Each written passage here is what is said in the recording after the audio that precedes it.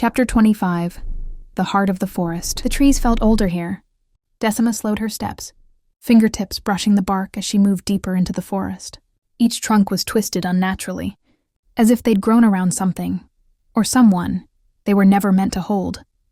The air was heavy, not just with damp or decay, but with pressure, like something under the ground was trying to breathe through the soil. Daniel followed a few paces behind, silent except for the crunch of leaves beneath his boots. He was watching her. She could feel it, the way his magic lingered at the edges of hers. Hesitant. Ready. "It's here," she said. He didn't ask how she knew. He just nodded, eyes sweeping the pathless woodland, every step sinking slightly into moss-covered roots. "Are you sure this is the place from the vision?" "Not exactly, but it's connected."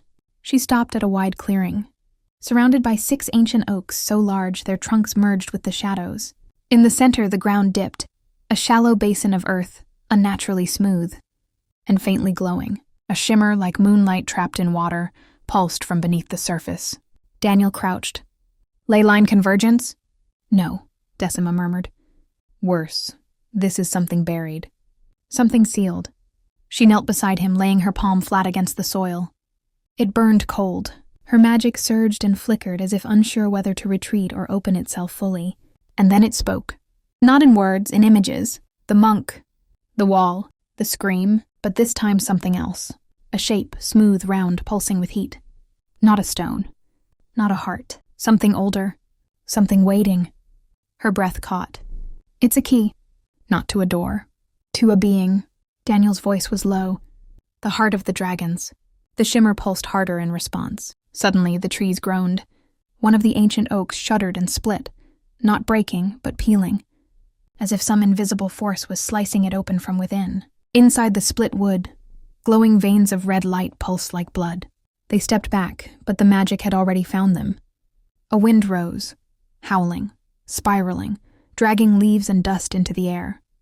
From the broken oak, voices whispered in dozens of languages, some recognizable, others long forgotten, and in the center of the basin something began to rise. Not an object, a memory, a piece of magic wrapped in time, shaped like a curved stone marked with scales and runes. It hovered above the ground, turning slowly, glowing hotter with each rotation. Daniel reached for it. "Should I—" "Wait!" Decima snapped, grabbing his wrist. The runes on the object shifted.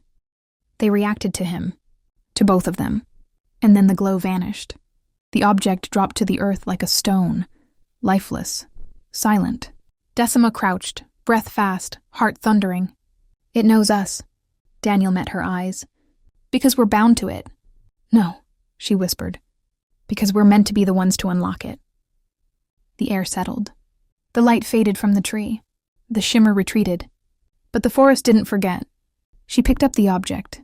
It was cold now, but pulsed faintly in her hand. The key? To what? She didn't know yet. But the path was opening, and nothing could stop it now. Decima's fingers trembled slightly as she held the key in her palm, its faint pulse syncing with her own heartbeat. The forest around them seemed to hold its breath, the usual chorus of wildlife reduced to a heavy silence that pressed against her ears. "This isn't just a relic," she whispered, voice almost reverent. "It's alive in some way, connected to the magic of this place, and to us." Daniel's eyes scanned the surrounding trees, their twisted shapes now seeming less like mere growths and more like silent watchers. "Do you think it's guarding something?"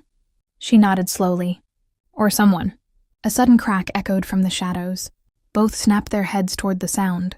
A branch snapping, footsteps too light for human weight.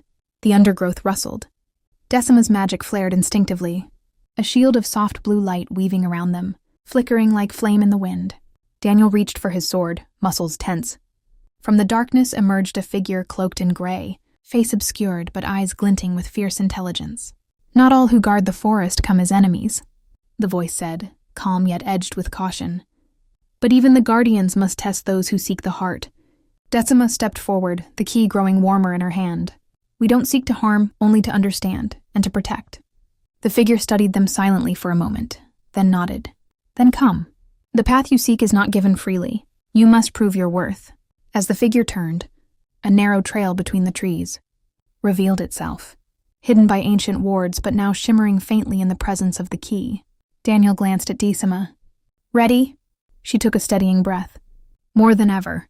Together, they stepped onto the path, the forest whispering secrets in a language older than time itself. With each step, the pulse in the key quickened, and the future they had feared and hoped for grew ever closer.